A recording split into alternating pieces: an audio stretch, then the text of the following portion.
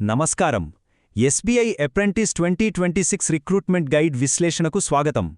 Banking రంగంలో స్థిరమైన career కోసం చూస్తున్న అభ్యర్థులకు ఇది నిజంగా ఒక గోల్డెన్ ఛాన్స్ అని చెప్పుకోవచ్చు. ఎంతో ఆసక్తిగా ఎదురుచూస్తున్న ఈ నోటిఫికేషన్ వివరాలను మనం ఏమాత్రం ఆలస్యం చేయకుండా చాలా స్పష్టంగా, వేగంగా తెలుసుకుందాం. అవకాశం అద్భుతమైనదే అయినా సమయం చాలా తక్కువగా ఉంది. కాబట్టి ఒకసారి పూర్తిగా ఫోకస్ చేద్దాం. ముందుగా మొదటి విభాగం, ఈ 2026 ఎస్బీఐ అప్రెంటిస్ టైమ్లైన్కి సంబంధించిన ముఖ్యమైన తేదీలు, గడువుల గురించి చూద్దాం. ఇక్కడ అభ్యర్థులందరూ గమనించాల్సిన ఒక అత్యంత కీలకమైన విషయం ఈ రిక్రూట్మెంట్ ప్రాసెస్ జరిగే వేగం. ఆన్లైన్ అప్లికేషన్లు మే 19, 2026న ప్రారంభమవుతాయి.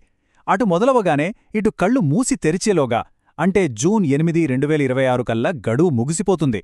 అంటే దరఖాస్తు చేసుకోవడానికి కేవలం 3 వారాల సమయం మాత్రమే ఉందన్నమాట.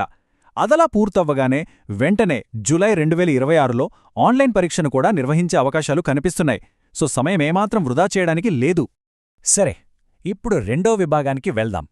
అభ్యర్థులకు ఉండాల్సిన విద్య మరియు వయో అర్హతలు, వాటి ప్రమాణాల గురించి పరిశీలిద్దాం. ఈ విషయంలో నిజంగా చాలా ఆసక్తికరమైన పాయింట్ ఒకటుంది. అదే ఈ కఠినమైన కటాఫ్ తేదీ. అభ్యర్థులు కేవలం ఏదో ఒక డిగ్రీ పాసయ్యుంటే సరిపోదు. ఆ డిగ్రీని గుర్తింపు పొందిన యూనివర్సిటీ నుంచి ఖచ్చితంగా అప్లికేషన్ ముగింపు తేదీ నాటికి, అంటే జూన్ 8, 2026 నాటికి పూర్తి చేసి తీరాలి. ఆ రోజుకల్లా సర్టిఫికెట్సు అభ్యర్థుల చేతిలో ఉండటం మస్ట్ అన్నమాట. ఇక వయస్సు విషయానికి వస్తే అభ్యర్థులు 20 నుంచి 28 సంవత్సరాల మధ్య వయస్సులో ఉండాలి. వినడానికి సాధారణ నిబంధన కాస్త కఠినంగానే అనిపించవచ్చు, కాని ఇక్కడే ఎవ్వరూ నిరాశపడాల్సిన పనేలేదు. ఎందుకంటే ప్రభుత్వ నిబంధనల ప్రకారం ఎస్సీ, ఎస్టీ, ఓబీసీ మరియు దివ్యాంగ అభ్యర్థులకు వయోసడలింపులు ఖచ్చితంగా వర్తిస్తాయి. ఈ రిజర్వేషన్లు నిజంగా ఆయా వర్గాల అభ్యర్థులకు ఒక పెద్ద రిలీఫ్ అని చెప్పొచ్చు. మూడవ విభాగంలో పరీక్ష ఫీజులు, ఎంపిక విధానం మరియు అప్లికేషన్ లాజిస్టిక్స్ ఎలా ఉంటాయో ఒకసారి చూద్దాం. అప్లికేషన్ ఖర్చుల విషయంలో ఉన్న ఈ స్పష్టమైన వ్యత్యాసాన్ని ఒక్కసారి గమనిద్దాం. ఒకవైపు జనరల్, ఓబీసీ మరియు ఈడబ్ల్యూఎస్ అభ్యర్థులకు అప్లికేషన్ ఫీజును 300 రూపాయలుగా నిర్ణయించారు. కానీ ఇక్కడే అత్యంత ముఖ్యమైన విషయం దాగి ఉంది. ఎస్సీ, ఎస్టీ మరియు 40% లేదా అంతకంటే ఎక్కువ డిజేబిలిటీ ఉన్న దివ్యాంగ అభ్యర్థులకు ఫీజు నుంచి పూర్తి మినహాయింపు లభించింది. అంటే వారు ₹1 కూడా చెల్లించాల్సిన అవసరం లేదు. Totally free.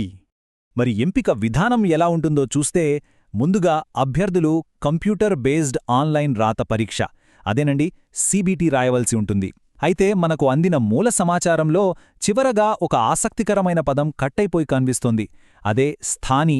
బహుశా ఇది అభ్యర్థులకుండాల్సిన స్థానిక భాషా ప్రావీణ్యాన్ని కానీ లేదా స్థానిక నివాస అవసరాలను కానీ సూచిస్తూ ఉండవచ్చు.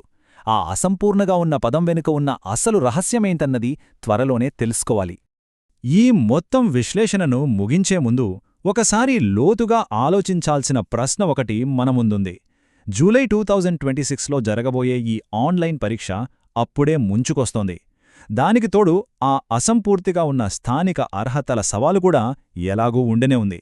కేవలం నెల రోజుల వ్యవధిలో అభ్యర్థులు ఈ పరీక్షకు ఏ విధంగా సన్నద్ధమవుతారు? ఈ అతి తక్కువ సమయాన్ని సమర్థవంతంగా వినియోగించుకొని విజయం సాధించడమెలా? ఈ విశ్లేషణలోని ప్రతి అంశం ఒక పక్కా ప్రిపరేషన్ ప్లాన్ రూపొందించుకోవటానికి అభ్యర్థులందరికీ ఒక పవర్ఫుల్ టూల్ లాగా ఉపయోగపడుతుందని ఆశిద్దాం.